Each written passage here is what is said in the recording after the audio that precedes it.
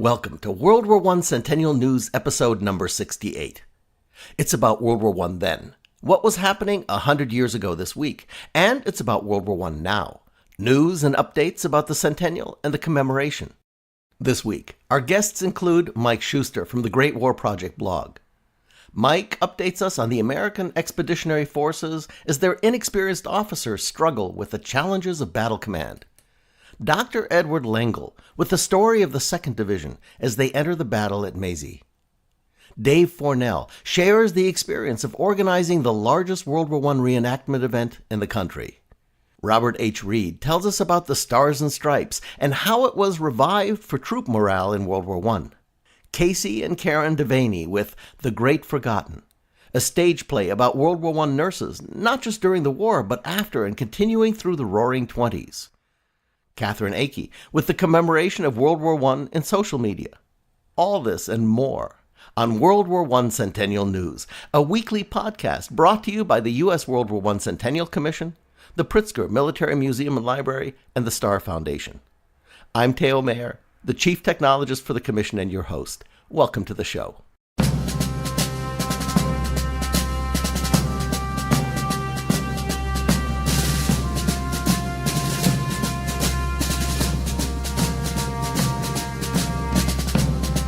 This week, we're going to focus on the war in the sky. You'll learn about some new action up there. The death of one of the most prominent aces of the era. New educational material arriving this week for teachers about the World War I Air War. A story about the tech that keeps pilots from shooting off their propellers when they engage the enemy. But first, as we jump into our Centennial time machine and go back 100 years this week, we're going to start not in the sky, but with a mysterious story about the war on the seas, and also Germany's claims about the success of their U-boats.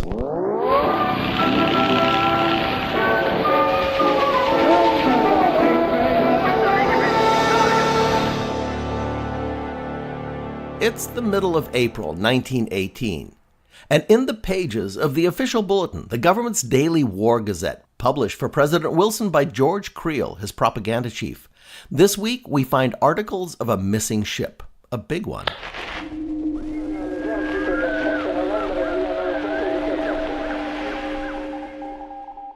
Dateline, Monday, April 15, 1918. The headline of the bulletin reads, Naval Collier Cyclops, overdue since March 13 at Atlantic Port, left West Indies. Personnel on board consists of 15 officers, 221 men of crew, and 57 passengers. Searched for by radio and ships, but no trace is to be found. And the story reads, The USS Cyclops, a Navy collier of 19,000-ton displacement, loaded with cargo of manganese, is overdue at an Atlantic port. She last reported at one of the West Indian islands on March 4th, and since her departure from that port, no trace of her nor any information concerning her has been obtained. Radio calls to the Cyclops from all possible points have been made, and vessels sent in search of her along her probable route in areas in which she might be, all to no success. Weather has not been bad. A collier is a coal carrier, and the Cyclops is a massive one. She's 540 feet long and 65 feet wide. She's so big that she's often referred to as a floating coal mine. The ship should have been docked in the waters off Baltimore after she was sent to Brazil to pick up a load of manganese. Now, manganese is pretty valuable stuff right now. It's a mineral of great strategic importance to the war, and it's used in the production of both iron and steel. In fact, the lack of this mineral is a major problem facing the German steelmakers and iron makers, and the Cyclops had just picked up a 12,000-ton load of it. Nothing from the ship will ever be found. No wreckage, oil slick, or debris. Not even a distress call. And speculation will rage throughout history, leading to wild theories involving everything from a mutiny and a secret sale to the Germans, the sinking by U-boats near Puerto Rico, and even giant squids dragging her under. The mystery of the USS Cyclops will span a century without resolution. There's also news this week about the war under the sea. Dateline, Tuesday, April 16, 1918. A headline in the New York Times reads, Crew of U-85, here are prisoners. 38 Germans captured by destroyer Fanning to be interned in Georgia. Captain Lieutenant Amberger, the German commander of the craft, which was sunk last November, heads the party. And the story reads, Franklin D. Roosevelt, acting Secretary of the Navy, has given out tonight the names of the German prisoners of the submarine U-38. When the craft was wrecked by a depth bomb dropped by the destroyer Fanning on November 17 last, the crew of the Fanning picked up several lifebuoys which bore on one side the word Kaiser and on the other the word Gott. The prisoners were taken to an English port and turned over to British authorities. By agreement between the British, the U.S. Navy, and the U.S. Army, the prisoners are being taken to Camp McPherson near Atlanta, Georgia. Meanwhile, another article this week presents the claims of the German commander of the Navy that U-boats are winning the war on the seas. Dateline, Amsterdam, April 18, 1918. A headline in the New York Times reads, Capelle asserts U-boat is winning. Tells Reichstag 3 to 6 times as many ships are sunk as are built. American destroyers fail. Convoys also a failure. And the story reads, Vice Admiral von Kappel, German Minister of the Navy, discusses marine warfare before the main committee of the Reichstag as he declares that the U-boat construction exceeded the losses and that the effectiveness of the submarines had increased. The military declares that the American destroyers, which had been so much talked about, had failed in their objectives. Admiral von Kappel described as a base lie the statement made by Sir Eric Geddes, First Lord of the British Admiralty, that German U-boat crews were unwilling to put to sea, and that claims by British statesmen that there had been extraordinarily big losses of U-boats were greatly exaggerated. So we have claims of fake news from the war on the seas 100 years ago this week. Now moving to the story on land, and in the trenches and the fields of the Western Front, it's time for Mike Shuster, former NPR correspondent and curator for the Great War Project blog.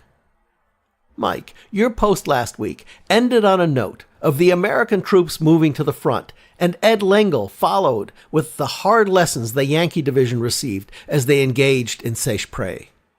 This week, you continue with the incredible challenges that the Americans face, not from the courage or the spirit of the fighting men, but from the lack of experience of the American field commanders, few of whom have had any actual battle command, and they're facing the desperate fierceness of the enemy. What's the next chapter in the story, Mike? Our headlines this week read, More Americans reach the battlefield unprepared. British, French, highly critical of American preparation. Americans are beginning to die. This is special to the Great War Project. The need for American participation in the war is evident everywhere and every day, so reports historian Martin Gilbert. From the commanders of both the British and French forces on the Western Front comes an appeal for American troops to join the battle immediately. Earlier, General John J. Pershing, commander of the American forces in Europe, has promised that he would send what troops he could to the front. You are going to meet a savage enemy, he tells hundreds of American officers. An enemy flushed with victory. Meet them like Americans. When you hit, hit hard, and don't stop hitting. You don't know the meaning of the word defeat. On this day, April 16th, a century ago, more than 1,000 New Zealand troops were taken prisoner. 4 days later, the Germans launched another massive gas bombardment, firing 9 million rounds of mustard gas, phosgene, and other chemicals. A total of 2,000 tons of poison gas. The Germans, too, according to historian Gilbert, were feeling the effects of the daily attrition. We are all utterly exhausted, writes Prince Ruprecht of Bavaria. Everywhere I hear complaints of the accommodation of man and horse in the totally ravaged country and the heavy loss from bombs.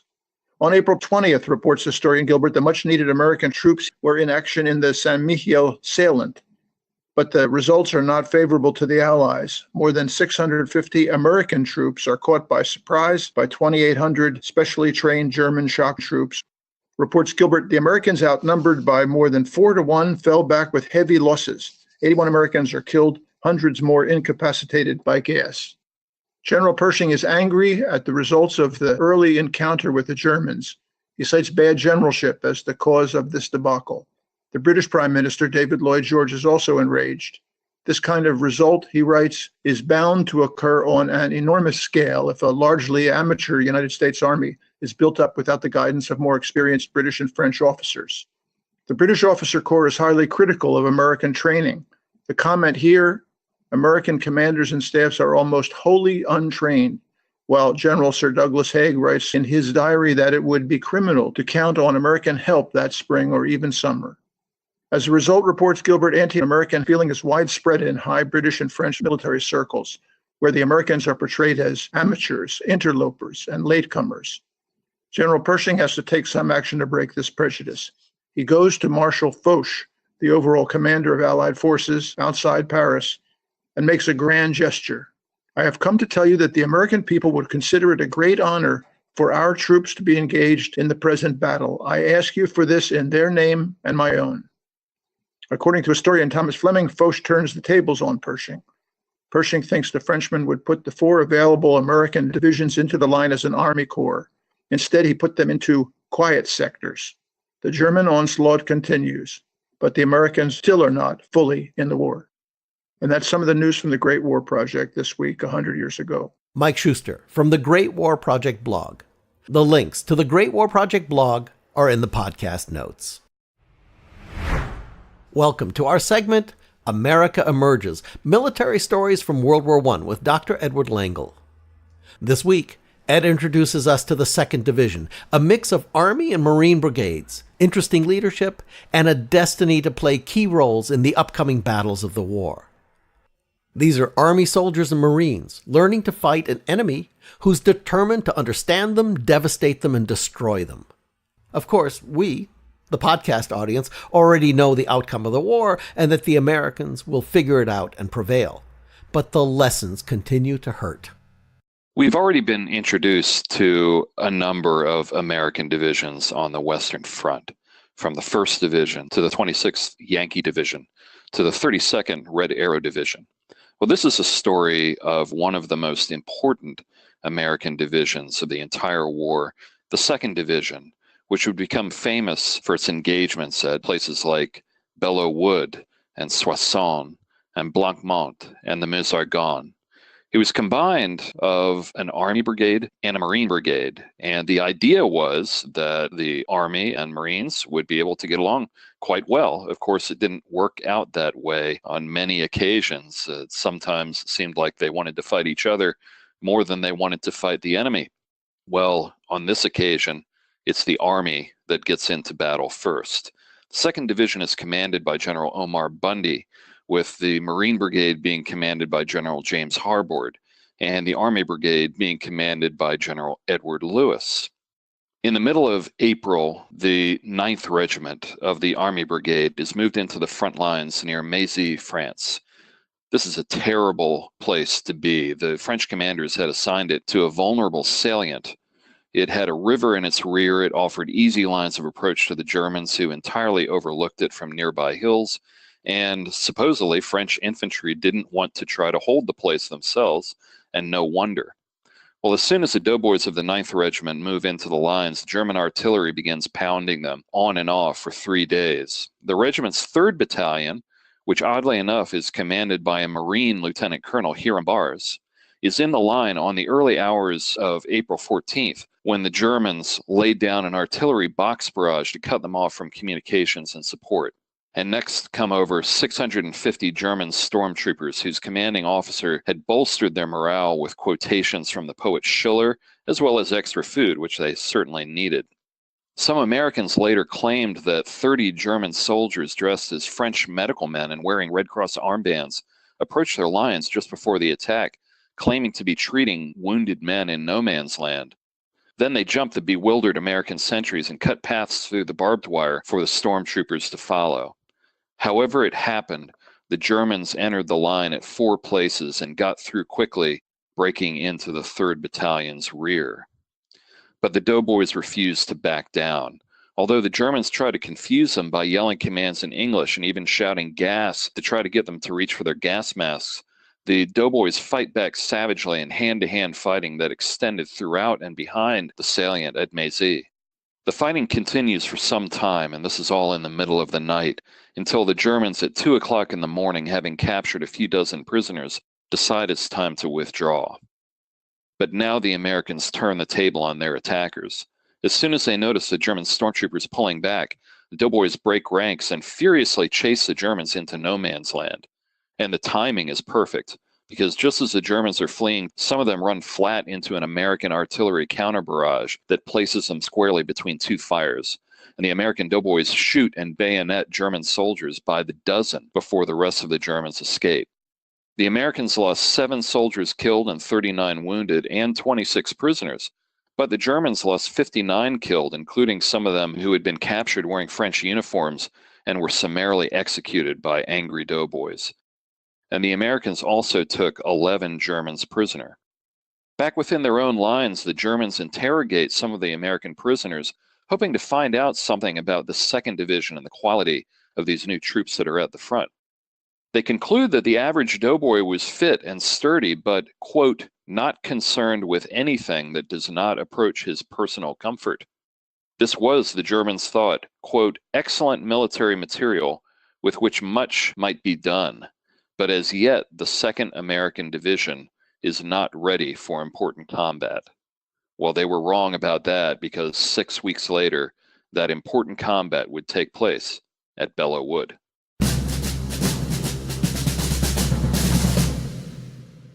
Dr. Edward Lengel is an American military historian, author, and our segment host for America Emerges, Military Stories from World War I. There are links in the podcast notes to Ed's posts and his websites as an author. Okay, now we're moving on to the war in the sky. It's mid-April 1918, and America's newly minted U.S. Army Air Corps has joined the fighting front above the trenches. This week, 100 years ago, 2 U.S. Army Air Corps pilots of the 1st Aero Squadron shoot down 2 enemy German airplanes over the Allied Squadron's aerodrome in France. The encounter is lightning fast, just 6 minutes after the front line signaled that the German airplanes were crossing the American trenches and heading towards the aerodrome. Lieutenant A.S. Winslow of Chicago and Lieutenant Douglas Campbell of California had brought 2 enemy aviators down. It was the first U.S. Army Air Corps dogfight in history. One of the German planes was set on fire, and the other one was knocked out but landed pretty much undamaged, and the German pilots were both taken prisoner. Both American aviators eventually received the Croix de Guerre, and Lieutenant Campbell went on to shoot down 5 enemy aircraft, making him the first U.S. Army Air Corps flying ace. As the Americans rose to the challenge this week, the Great Red Baron fell. On April 21st, German ace Manfred von Richthofen, a living legend called the Red Baron and the Ace of Aces, was shot down and killed in aerial combat. By the time of his death, he had accrued 80 airplanes shot down. Credit for his kill was given at the time to Canadian Captain Roy Brown. During the fateful scrap, the Red Baron's cousin, Lieutenant Wolfram von Richthofen, was being fired upon when the Red Baron flew to his rescue and fired upon the attacker, saving his cousin's life. Richthofen pursued the enemy across the Somme, where he was spotted and briefly attacked by a Camel piloted by Canadian Captain Roy Brown.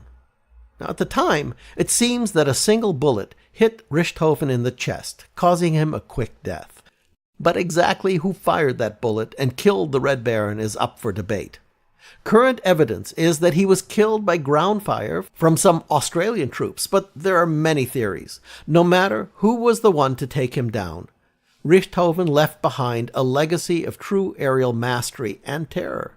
His victory totals will not be exceeded until June of 1941. And that's the war in the sky, 100 years ago this week. For videos about World War I 100 years ago this week, check out our friends at the Great War Channel on YouTube. New episodes this week include The Battle of La Lys, Operation Georgette, and Stalin in World War I, Scottish Home Rule and Out of the Trenches, and an episode, Storm of Steel, author and officer Ernst Junger. See their videos by searching for The Great War on YouTube or by following the link in the podcast notes. All right, it's time to fast forward into the present with World War I Centennial News Now.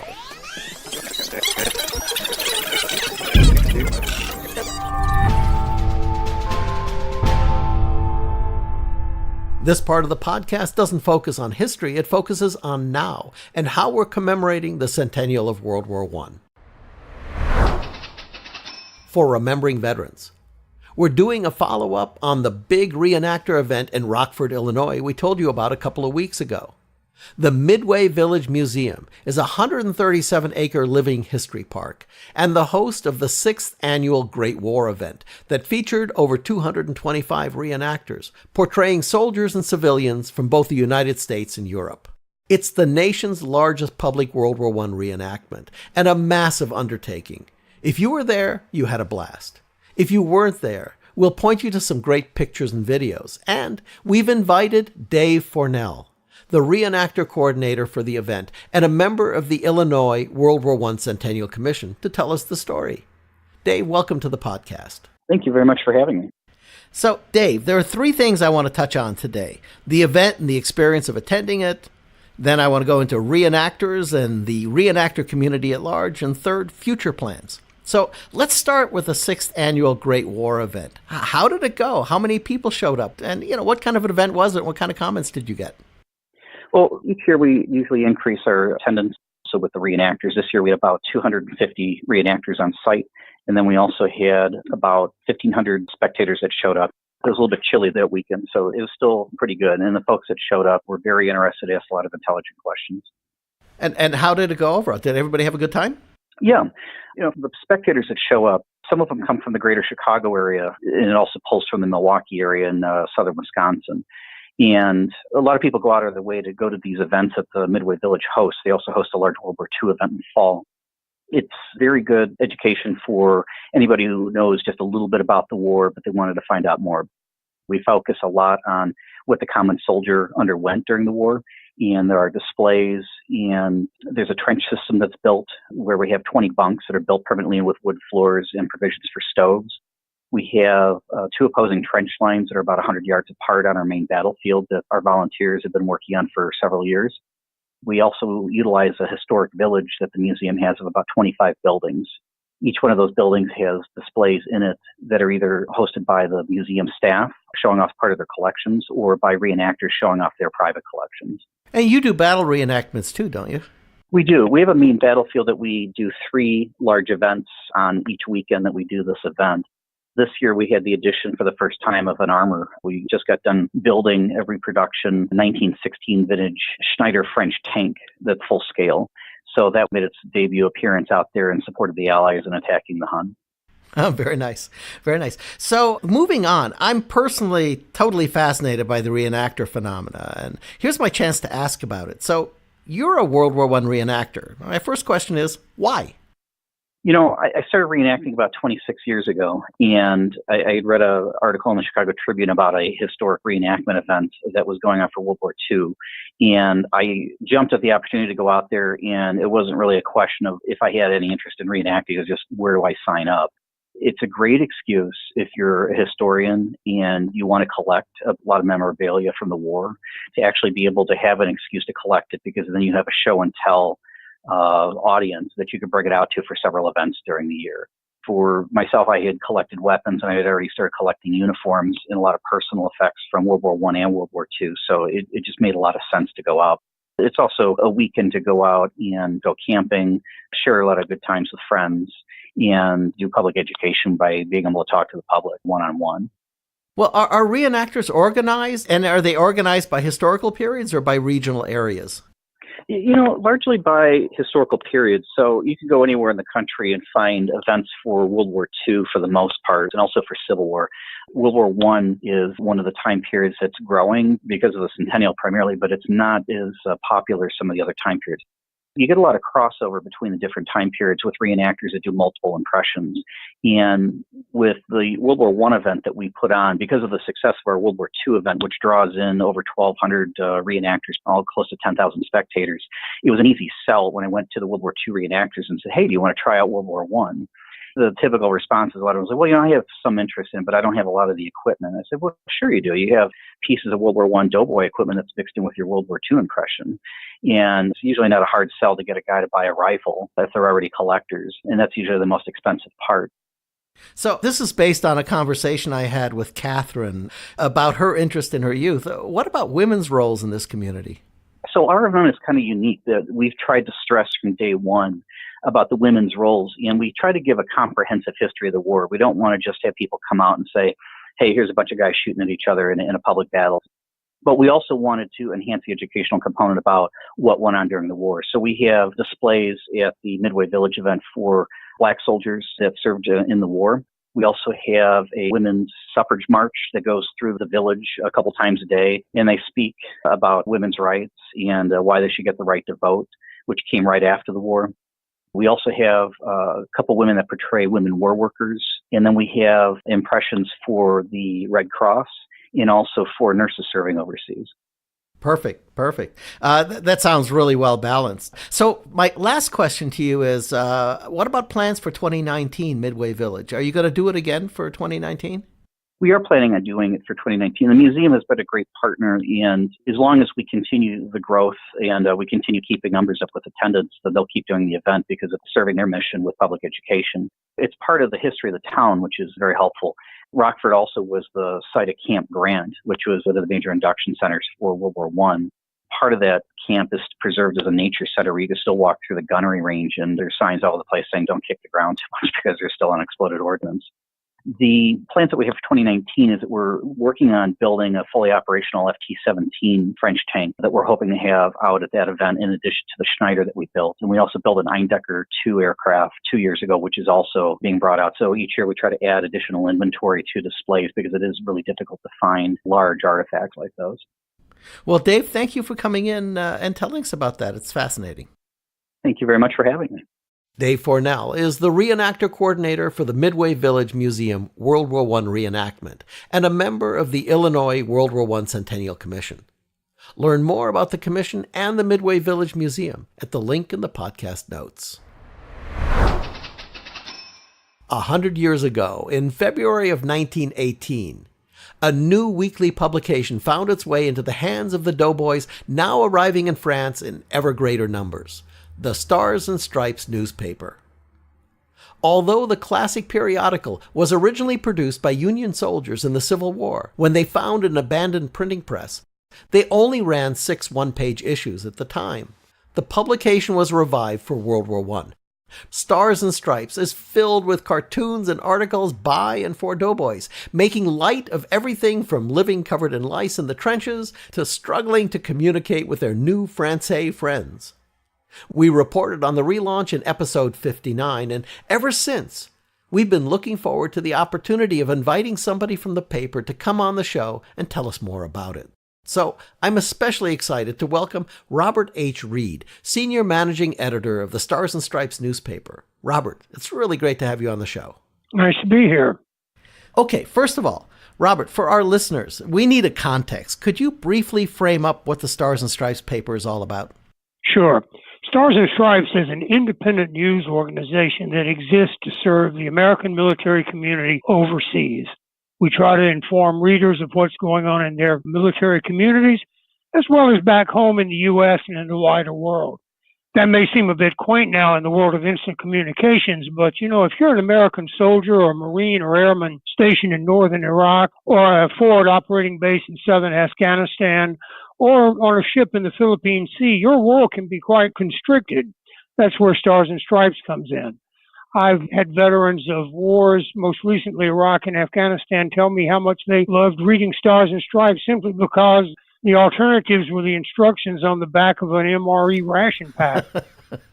Of course, like most news organizations today, we do operate a website, stripes.com, for the more technically minded, or the guys who have the bandwidth. Yeah, right. So when we saw in our research that the paper had reemerged for the doughboys arriving in France, so we started to read through issues right away. And what really struck me immediately was the humor. It was tongue-in-cheek, irreverent, good-natured, wry. How did that happen? Was that planned, or is that just happenstance? Yeah, that was planned. To go back a little bit in history, the idea for Stars and Stripes grew out of concerns by the AEF command about troop morale once American soldiers were actually sent to France in 1917. They went to a country that had already been at war for 3 years. There were no nice, fresh barracks waiting for them, especially the closer you got to the front. And the winter of 1917 was particularly harsh, cold and rainy. Mail service was very erratic. And many, if not most of the enlisted men particularly, had never been away from home before. So their lives were a mixture of lonely and bone-crushing boredom or abject terror. So the command was desperately looking for ways to boost morale. Enter this one young staff officer and former newspaper man named Guy Visconski. He had traveled around the AEF, talked to officers and enlisted men, and came up with an idea for a soldier's newspaper as a morale booster. So he formally pitched the idea in November 1917. General Pershing signed off on the proposal, and the paper rolled out 2 months later. That's great. I really wanted to know that story, and thank you for telling it to us. Now, full disclosure, I grew up with the paper and the people who made it in post-World War II Germany. We lived as Americans near Frankfurt in the early 50s, and my mom wrote for the paper. So here we are today in the third generation of the paper's life. So what's it like today? In some ways, it's somewhat similar to what it's always been. Over the years, the style has changed in journalism. One of my favorite stories from the old 1918 paper was about mobile dental clinics that the American command had put together, and they were moving around the front giving dental care to soldiers. The first paragraph of the story began, "The latest American atrocity, a dentist office on wheels." He went on to describe the clinics as movable torture chambers, and said that about the only good thing you could say about it was if you needed a laugh, there was plenty of laughing gas available. One of the first cartoons that struck me was the one about not sneezing into your gas mask. Reading these old Stars and Stripes is a real look back at an America that's dead and gone. The people who founded the paper looked at the experience of the British and the French, whose troop papers had fallen flat. And they decided one of the things was that these papers were given away free, so the soldiers assumed it was command propaganda. So they wouldn't even bother to read it. So they thought, if we make them pay for it, they'll take it more seriously. They'll at least look at it. As an incentive, though, to get people to subscribe, it was proposed that the profits from subscriptions would go to subsidize tobacco rations. So the more people in a unit who bought the paper, the more tobacco was available. They also decided to accept paid ads, first from American companies, later from British and French. But they had sort of strict rules. No political advertisements, no advertisements from politicians back home saying, "We support the troops." The idea being if you support us, enlist and come over here. But they did have things like ads for Boston Garters or Wrigley's chewing gum, Fatima cigarettes, and razor blades were a big one. Well, also uniform enhancements that you could buy, heavier coats and things like that, I noticed. Oh, yeah. If you wanted that thermal underwear on those cold nights in the trenches, they would put you in touch with the people willing to sell it. It really caught on. The first press run, I think, had a few thousand, and a ceiling of 30,000 was the plan. But by the end of the armistice, they were publishing 500,000 copies. And the staff had increased from initial 8 up to about 300 people putting it out.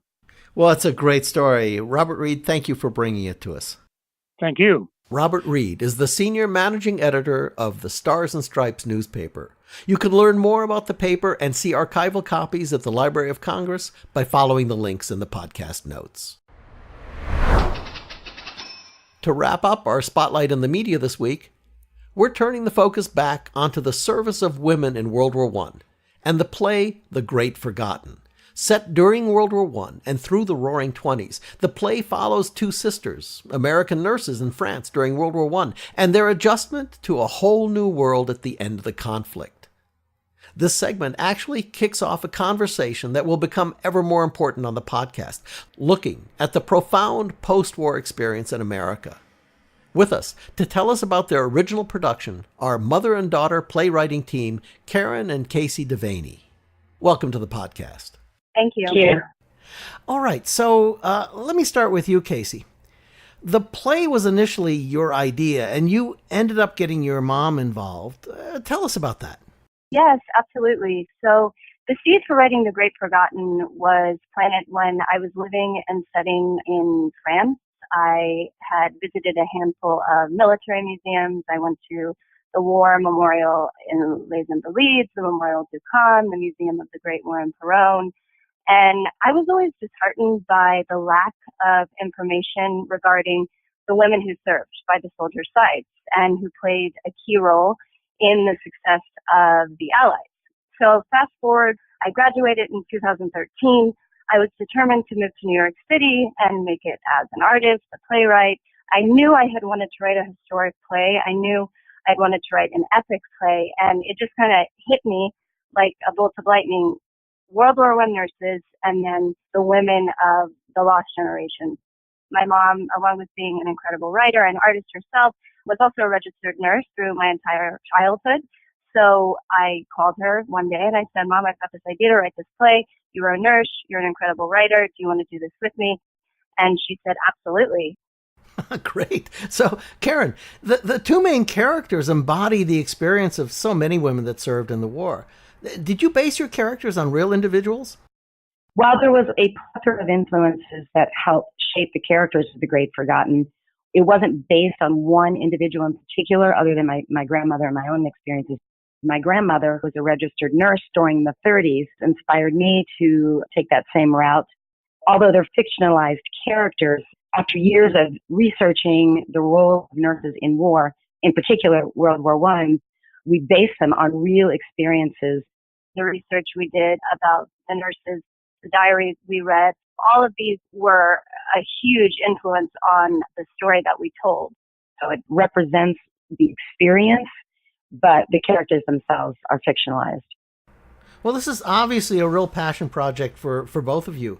Why do you think the story of these women in and after World War I matters? So a big portion of literature and history really lends itself to the male story, particularly World War I. This piece of history is so important for women to know because it's a testament to where we are today, where we need to go. If it hadn't have been for World War I, women wouldn't have many of the liberties we have today. Because of the war, the men were off to fight and the women had to take the place of the men in the workforce. So whether it was working in factories or driving buses or delivering mail. And just to piggyback that, there's very, very little done on nurses in general, and in particular World War I, which is where the nursing profession really came to life. When the war ended and you had the Spanish influenza, we couldn't have created a society then that was ready to get back on its feet. And that's a huge testament to both the women and the men. So that's where the passion has been for me. So we just felt it really important to see war through a nurse's eye, see war through the women's experience. In a one-phrase sort of an answer from each of you in turn, what was the biggest realization for you personally or discovery in doing the project? And let's start with you, Kacie. I mean, one phrase, 2 words, the nurses. I really knew little about the nurses' contributions during World War I, and then how the war changed women's lives and how that's influenced our lives today. That was really compelling. Thank you. And Karen, how about yourself? Exactly what Kacie said. I knew that there was a role that the nurses played in all the wars, but had no idea how impactful it was and how it took decades for them to be recognized. That was an eye-opener. And just to have to come back to the States and once again be subjugated to these, lesser roles. So in closing, when are you guys going to be performing the play again? Well, hopefully this year, with the Centennial on its way, we've definitely had an interest. We've also been writing a Netflix pilot. If you're listening and interested in our project, please contact us because we'd love to collaborate with you. Yes, absolutely. Karen and Kacie Devaney are a mother-daughter playwriting team. Learn more about their play, The Great Forgotten, by following the links in the podcast notes. And now for our weekly feature, Speaking World War I, where we explore the words and phrases that are rooted in the war. The war-torn landscape of Belgium and the Western Front is often described as being nearly featureless. Mud, shell holes, stumps, and a tangle of trenches. But there's one feature that stood out. It was a highly coveted tactical position, low, gray structures dotting the muddy landscape. The Germans began constructing these steel-reinforced concrete bunkers in order to enhance their defenses against the British artillery on the Hindenburg Line. With walls and ceilings several feet thick, the bunkers could easily withstand all but the highest caliber shells and were often obscured with debris to prevent detection. A lot of them were built in the Ypres salient, where a high rainfall and water table made trenches a near impossibility. As the British and Commonwealth troops stared out at these little buildings in the moonlight cratered world of the Flanders, they noted their similarity to the small medicine boxes carried by civilians, earning the structures the name Pillbox, which is our speaking World War I word this week. Nowadays, according to the Department of Defense, the word defines small, low fortified outposts that house machine guns and anti-tank weapons, or that thing you carry your meds and vitamins in. Pillboxes, created by the Germans and named by the British, and this week's word for speaking World War I. Learn more by following the links in the podcast notes. In education news this week, the latest World War I education newsletter just came out. Issue number 12 is Air War and Weapons Technology and features articles on the development of aerial warfare and the incredible technological boom that accompanied and supported it. The issue includes resources for teaching about the history of unmanned drones, the life and service of the only African-American member of the Lafayette Escadrille, Eugene Bullard, the role of Zeppelins in the war, and the changing military technology of the war. The newsletter is published by the World War I Museum and Memorial and in partnership with the World War I Centennial Commission.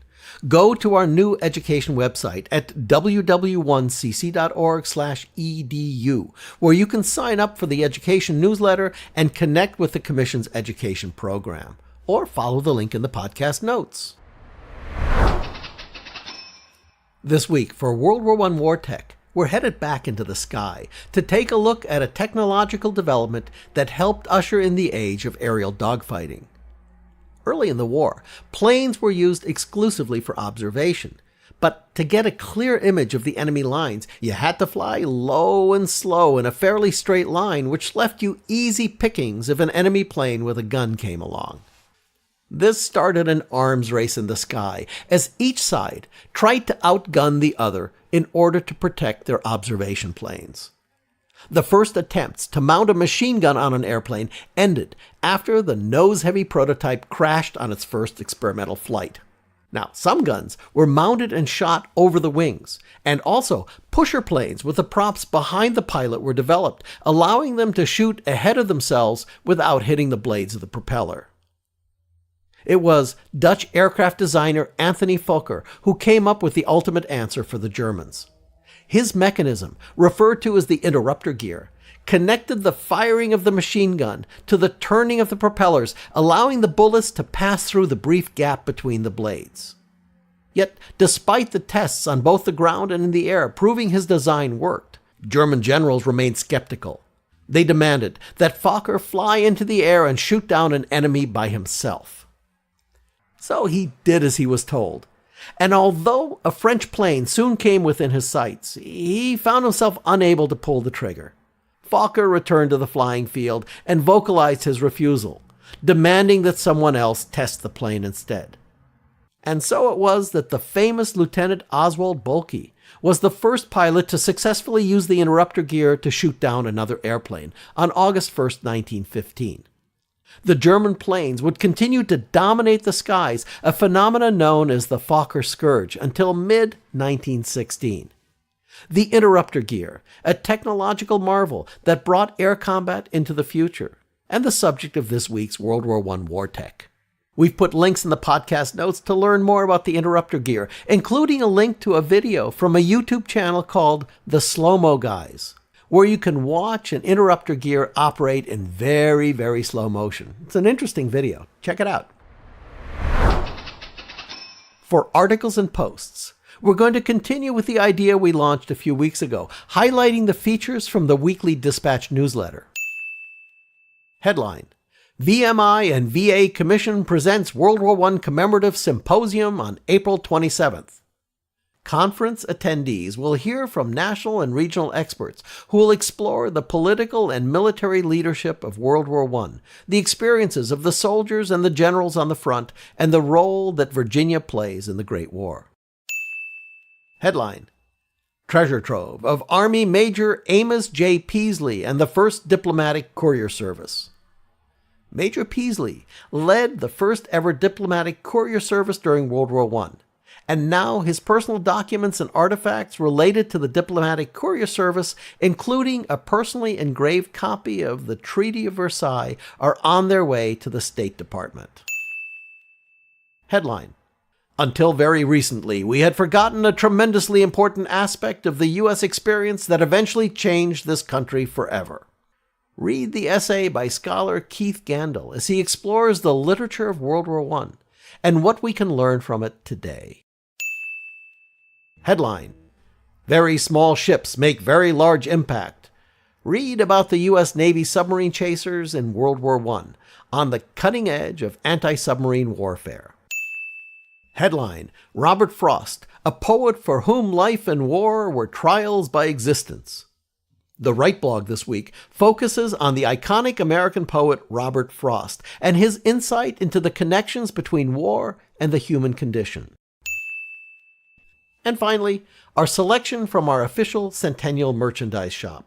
The new book, Lest We Forget, The Great War, is available through our shop. The book features nearly 350 high-quality images, an introduction by Sir Hugh Strawn, and text by historian Michael Robbins. Importantly, when you get this visual remembrance of the war that changed the world, a full 1/2 of the proceeds go to building the World War I Memorial in Washington, D.C. Sign up for the weekly Dispatch newsletter at ww1cc.org/subscribe, or check the archive, ww1cc.org/dispatch, all lowercase, or just follow the link in the podcast notes. And that brings us to the buzz, the Centennial of World War I this week in social media with Katherine Akey. Katherine, what are the stories this week? Hi, Teo. Last week we talked a lot about the Liberty loans, and during the 3rd loan drive, celebrities were drafted to help hype the program as they traveled across the country, including the movie stars Douglas Fairbanks, Mary Pickford, and Charlie Chaplin. But they aren't the only darlings of the silver screen that helped the war effort. And this week on our Facebook page at facebook.com/WW1 Centennial, we shared photographs and draft registration cards of 2 other familiar faces. The first being Buster Keaton, known to the Army by his given name, Joseph, who was assigned to the 40th Division, 159th Infantry, a division that did not wholly see battle but did serve on the Western Front. Then there's also Walt Disney, who was just 16 years old when he joined the American Red Cross and arrived in France as a paramedic, serving near Neufchâteau. You can see photos of them by following the links in the podcast notes. 2 more nods from the buzz. This week, the Friends of Jenny, a historical aviation restoration group, shared an album of images updating us on the progress of one of their major restoration projects. Their Curtiss Jenny rebuild is receiving its new engine. Check it out at the link in the notes and follow their Facebook page as the project continues to pick up speed. Finally this week, the nation was sad to hear of the passing of former First Lady Barbara Bush, but you may not know that she was the daughter of a World War I veteran. Her father, Marvin Pierce, enlisted in the U.S. Army Reserves in 1918, was promoted to lieutenant, and served as an engineering corps officer in France from September 1918 to May 1919. Our thoughts are with her family and loved ones, and you can read more about her long and storied life at the links in the podcast notes. And that's it this week in the buzz.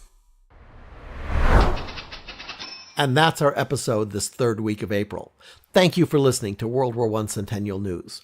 We also want to thank our guests, Mike Shuster, curator for the Great War Project blog, Dr. Edward Lengel, military historian and author, Dave Fornell, reenactor coordinator and member of the Illinois World War I Centennial Commission, Robert H. Rheid, Senior Managing Editor for the Stars and Stripes newspaper, Karen and Kacie Devaney, playwrights, Katherine Akey, World War I photography specialist and line producer for the podcast. Many thanks to the newest member of our team, Mac Nelson, our sound editor, and of course everybody calls him Mac the Knife. A shout out to our researchers John Moriali and Eric Marr. And I'm Teo Mayer, your host. The U.S. World War I Centennial Commission was created by Congress to honor, commemorate, and educate about World War I. Our programs are to inspire a national conversation and awareness about World War I, including this podcast. We're bringing the lessons of 100 years ago into today's classrooms. We're helping to restore World War I memorials in communities of all sizes across the country. And of course, we're building America's National World War I Memorial in Washington, D.C. We want to thank the Commission's founding sponsor, the Pritzker Military Museum and Library, as well as the Star Foundation for their support. The podcast can be found on our website at ww1cc.org/cn, or search for WW1 Centennial News on iTunes, Google Play, TuneIn, Podbean, Stitcher Radio on Demand, Spotify, or use your smart speaker. Just say, play WW1 Centennial News Podcast. Our Twitter and Instagram handles are both at WW1CC, and we're on Facebook at WW1 Centennial. Thank you for joining us, and don't forget to share the stories that you're hearing here today about the war that changed the world. After the turn of the century, in the clear blue skies over Germany, came a roar and a thunder man had never heard, like the screaming sound of a big warbird. Up in the sky, a man in a plane, Baron von Richthofen was his name. 80 men tried, 80 men died, now they're buried together on the countryside. From all of us and Snoopy, so long.